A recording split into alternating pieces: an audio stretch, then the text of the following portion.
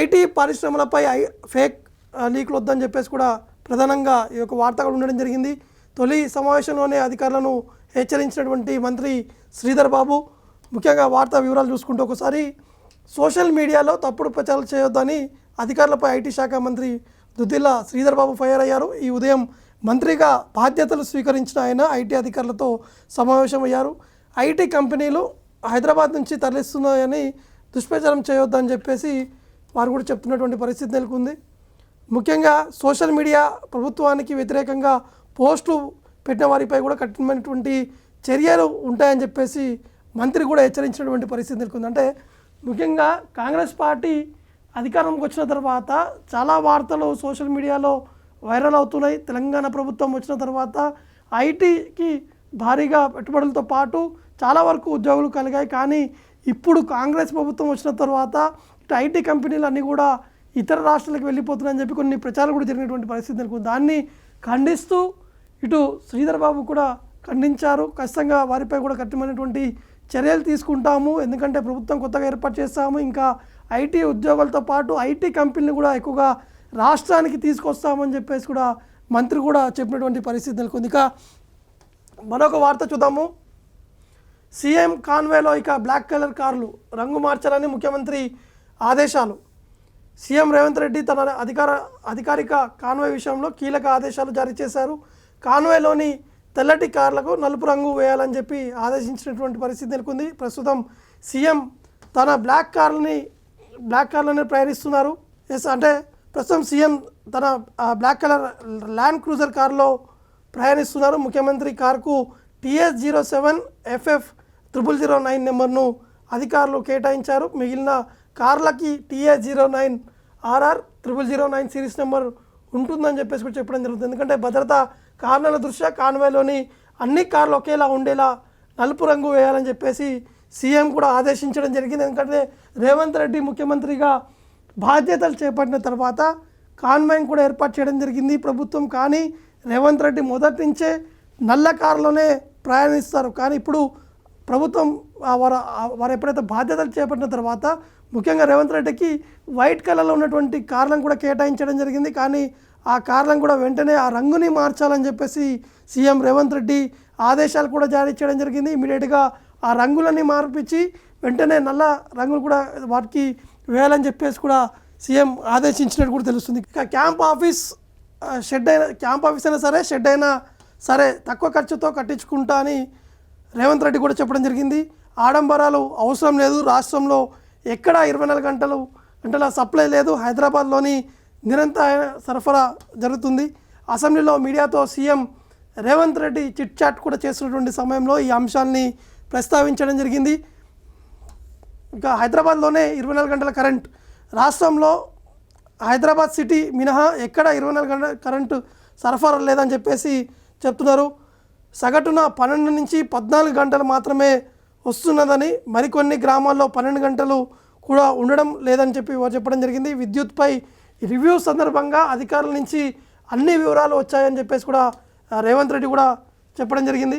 ఇంకా అనేక అంశాలపై కూడా చర్చించారు. వాటిని పరిశీలనలో ఇది స్పష్టమైందని అసెంబ్లీ సమావేశంలో ఎన్ని రోజుల పాటు జరగాలన్నది బీఏసీ కూడా ఒక నిర్ణయం కూడా తీసుకుంటుందని చెప్పేసి కూడా వారు ప్రస్తావించినటువంటి పరిస్థితి నెలకొందంటే ముఖ్యంగా విద్యుత్ సంబంధించినటువంటి అంశాలపైనే కీలకంగా రేవంత్ రెడ్డి కూడా చర్చిస్తున్నారు. ఎందుకంటే ఖచ్చితంగా ప్రతి ఒక్కరికి విద్యుత్తో పాటు ఎక్కడ కూడా ఎటువంటి ఇబ్బందులు లేకుండా మాత్రం అన్ని జాగ్రత్తలు కూడా తీసుకుంటామని చెప్పేసి ముఖ్యమంత్రి కూడా చెప్పడం జరిగింది. కొత్తవి కట్టం, ఉన్న అసెంబ్లీ భవనాలనే వాడుకుంటాం అనే అంశాన్ని కూడా మరొక హైలైట్ వార్త కూడా చూడొచ్చు.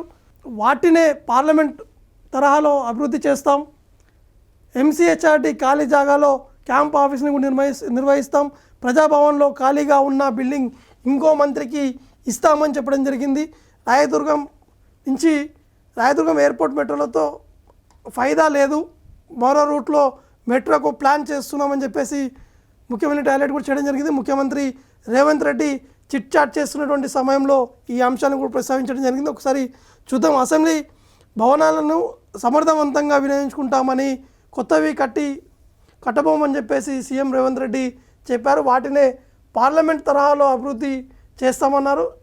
జ్యోతిరావు పూలే భవనంలో ఖాళీగా ఉన్నటువంటి భవనాన్ని మరో మంత్రికి కేటాయిస్తున్నట్టు కూడా సీఎం కూడా చెప్పడం జరిగింది. ఎంసీహెచ్ఆర్టీలో ఉన్నటువంటి ప్రాంగణం ఏదైతే ఉందో ఆ ప్రాంగణంలోనే ఈ క్యాంపును కూడా రేవంత్ రెడ్డికి సంబంధించినటువంటి క్యాంప్ ఆఫీస్ కూడా ఏర్పాటు చేస్తామని చెప్పేసి కూడా వారు కూడా చెప్పడం జరిగింది. ఎందుకంటే ఇప్పటికే ప్రగతి భవన్లో మాజీ ముఖ్యమంత్రి కేసీఆర్ కూడా ఉండడం జరిగింది. కేవలం అక్కడ కేసీఆర్ మాత్రమే ఉన్నారు. కానీ ఇప్పుడు ప్రజాభవన్ అనే పేరు కూడా మార్చడం జరిగింది. ఆ ప్రజాభవన్లో భట్టి విక్రమార్కతో పాటు మరొక మంత్రి కూడా ఆ ప్రజాభవన్లో ఉండేందుకు కూడా అవన్నీ ఏర్పాట్లు చేస్తున్నట్టు కూడా వారు కూడా చెప్పడం జరిగింది. ఎస్, మరొక అంశం చూద్దాము. డబ్బులు ఎక్కడి నుంచి తెస్తారు? కాంగ్రెస్ ఇస్తుందా, ఇటల నుంచి తీసుకొస్తారా? 6 గ్యారంటీలు అమలుపై రాజాసింగ్ కామెంట్స్ చేశారు. పార్టీ ఆదేశిస్తే ఎంపీగా పోటీ చేస్తానని చెప్పేసి రాజాసింగ్ కూడా కామెంట్ చేయడం జరిగింది. ఒకసారి వివరాలు చూద్దాం. అది ఇవాళ నుంచి కాంగ్రెస్ పార్టీపై తమ యుద్ధం ఉంటుందని చెప్పి బీజేపీ ఎమ్మెల్యే రాజాసింగ్ అన్నారు. 6 గ్యారంటీ స్కీమ్లను ఎంతవరకు అమలు చేస్తారో చూస్తామన్నారు. 6 గ్యారంటీ స్కీమ్ అమలుకి కాంగ్రెస్ పార్టీ నుంచి డబ్బులు తెస్తారా, లేదంటే ఇటల నుంచి తీసుకొస్తారా అని చెప్పేసి రాజాసింగ్ అడుగుతున్నటువంటి సిచ్యువేషన్ నెలకొంది. ఎమ్మెల్యేగా ప్రమాణం చేసిన అనంతరం అసెంబ్లీ మీడియా పాయింట్ వద్ద విలేకరులతో రాజాసింగ్ మాట్లాడారు. 6 గ్యారంటీ స్కీమ్స్తో కాంగ్రెస్ ఎన్నికలకు వెళ్ళింది. వాటిని పబ్లిక్ కూడా నమ్మారు. ఆ 6 గ్యారంటీలు అమలు చేసే వరకు మా యుద్ధం ఉంటుంది. అక్బరుద్దీన్ ఓవైసీ ముందు ప్రమాణ స్వీకారం చేయమని చెప్పాం. కొత్తగా స్పీకర్ ముందు ప్రమాణం చేస్తామని చెప్పామని చెప్పి రాజాసింగ్ కూడా చెప్పడం జరిగింది. పార్టీ ఆదేశిస్తే ఎంపీగా పోటీ చేస్తామని చెప్పేసి కూడా వారు చెప్పడం జరిగింది. ఎందుకంటే ముఖ్యంగా మనం చూడొచ్చు, ఇక్కడ బీజేపీ పార్టీకి సంబంధించినటువంటి ఎమ్మెల్యేలందరూ కూడా ఈరోజు ప్రమాణ స్వీకారం కూడా చేయడం జరిగింది.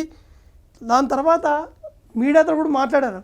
ముఖ్యంగా కాంగ్రెస్ పార్టీ 6 గ్యారంటీ అవి ప్రజల్లోకి తీసుకెళ్లారు. ఎందుకంటే కర్ణాటకలో 5 గ్యారంటీని తీసుకొచ్చాం, అక్కడ ఇంప్లిమెంట్ చేసాం. కాబట్టి తెలంగాణలో కూడా అదేవిధంగా అభివృద్ధి చేస్తామని చెప్పేసి కాంగ్రెస్ పార్టీ ఈ అన్ని 6 గ్యారంటీల అంశాలతోటి ప్రజల ముందు కూడా వెళ్ళడం జరిగింది. ఇప్పుడు అధికారంలోకి రావడం జరిగింది. ఎందుకంటే ప్రజలు స్వీకరించే ఖచ్చితంగా దాన్ని అమలు చేస్తామని చెప్పేసి కాంగ్రెస్ పార్టీ చెప్తుంది. కానీ ఇప్పటికే రాష్ట్రం అప్పులలో ఉంది. ఏ విధంగా కాంగ్రెస్ పార్టీ తీసుకొస్తుందని చెప్పేసి బీజేపీ పార్టీ సంబంధించినటువంటి నేతలు కూడా చెప్తున్నారు. ఎందుకంటే గత ప్రభుత్వం ఉన్నటువంటి కేసీఆర్ అనేక అప్పులు చేసి రాష్ట్రాన్ని ముందుకు తీసుకెళ్లేందుకు ప్రయత్నాలు చేశారు. ఎందుకంటే రాష్ట్రంలో ఉన్నటువంటి పరిస్థితులు, రాష్ట్రంలో ఉన్నటువంటి ఖజానా సంబంధించిన అంశాలపై దృష్టిలో పెట్టుకొని కేసీఆర్ ఈ విధంగా నిర్ణయాలు తీసుకున్నారు. కానీ కాంగ్రెస్ పార్టీ గతంలోనే ఆరోపించింది రాష్ట్ర ప్రభుత్వం అప్పులో ఉంది కానీ ఇప్పుడు ఏ విధంగా ఈ 6 గ్యారంటీ స్కీమ్లని అమలు చేస్తారనేది ఇప్పుడు అందరూ కూడా చర్చిస్తున్నటువంటి పరిస్థితి నెలకొంది. ముఖ్యంగా 2 గ్యారంటీని అమలు చేశారు. మిగతా 4 గ్యారంటీలు 100 రోజుల లోపే అమలు చేస్తామని చెప్పేసి కాంగ్రెస్ పార్టీకి సంబంధించినటువంటి నేతలు చెప్తున్నారు. కాబట్టి చూడాల్సింది 100 రోజుల లోపు అమలుకి సాధ్యం అవుతుందా లేదా. ఎందుకంటే ఏది చేయాలన్నా కూడా ఖచ్చితంగా విధి విధానాలు అనేది ఇంపార్టెంట్. అంటే ఏదైనా ఇప్పుడు ఉచిత బస్ సంబంధించినటువంటి సర్వీస్ను కూడా ప్రారంభించారు. కానీ ఆటో డ్రైవర్లు కూడా తీవ్రస్థాయిలో సమస్యలతో వారందరూ ఆందోళన చేస్తున్నటువంటి పరిస్థితి నెలకొంది. ఎందుకంటే ఆటో డ్రైవర్లు ఒకటే చెప్తున్నారు, ఇన్ని రోజులు మాకు రోజుకి కనీసం ఒక 500-600 వస్తే ఇప్పుడు కేవలం 200 మాత్రమే వస్తుంది. మేము ఏ విధంగా బతకాలి, మా కుటుంబాన్ని ఏ విధంగా పోషించాలని చెప్పేసి ఆటో డ్రైవర్లు కూడా పెద్ద ఎత్తున తెలంగాణ వ్యాప్తంగా ఆందోళన చేసినటువంటి సిచ్యువేషన్ కూడా నెలకొంది. కాబట్టి ఇదే అంశాన్ని కాంగ్రెస్ పార్టీపై బీఆర్ఎస్తో పాటు బీజేపీ పార్టీకి సంబంధించిన నేతలు తీవ్రస్థాయిలో విమర్శలు కూడా వ్యక్తం చేస్తున్నారు. ఇక ప్రగతి భవన్ను అంబేద్కర్ స్టడీ సెంటర్ చేసి ఐఏఎస్ ఐపీఎస్లకు ట్రైనింగ్ ఇస్తామని ముఖ్యమంత్రి గతంలో అన్నారు. కానీ డిప్యూటీ సీఎంకి క్యాంప్ ఆఫీస్గా కేటాయించారు అని బీజేపీ నేతలు చెప్తున్నారు. రైతు బంధు మళ్ళీ పాత పద్ధతిలోనే ఇస్తున్నారు. కాంగ్రెస్ పార్టీ మేనిఫెస్టో విస్మరించిందని చెప్పేసి బీజేపీ నేతలు తీవ్రస్థాయిలో విమర్శలు కూడా వ్యక్తం చేస్తున్నారు. అనంతరం బీజేపీ ఎమ్మెల్యే పాయల్ శంకర్ మాట్లాడుతూ ఎన్నికల ప్రచారంలో అధికారంలోకి వచ్చిన వెంటనే 2 లక్షల రుణమాఫీ చేస్తామని సీఎం రేవంత్ రెడ్డి అన్నారు. అది ఎప్పటి నుంచి అమలు చేస్తారు? ఎకరాకు 15,000 రైతు బంధు ఇస్తామన్నారు. కానీ ఈ సీజన్కి 5,000 మాత్రమే ఇస్తున్నారని చెప్పేసి కాంగ్రెస్ పార్టీని బీజేపీ నేతలు ప్రశ్నిస్తున్నారు. అంటే కాంగ్రెస్ పార్టీ అధికారంలోకి వచ్చినటువంటి వెంటనే ఈ అన్నీ కూడా అమలు చేస్తామని చెప్పేసి వారు చెప్తున్నారు. కానీ మనకున్నటువంటి సమాచారం విశ్లేషకులు చెప్పేది ఏంటంటే ఇంత చేసినా కానీ అది అమలు కావాలంటే కొంత విధి విధానాలు ఉండాలి, దానికి కొంత ప్రాసెస్ అనేది ఉంటుందని చెప్పేసి వారు కూడా చెప్పడం జరుగుతుంది. కాబట్టి ఏ విధంగా ఉండబోతుందో అనేది చూడాల్సి ఉంటుంది.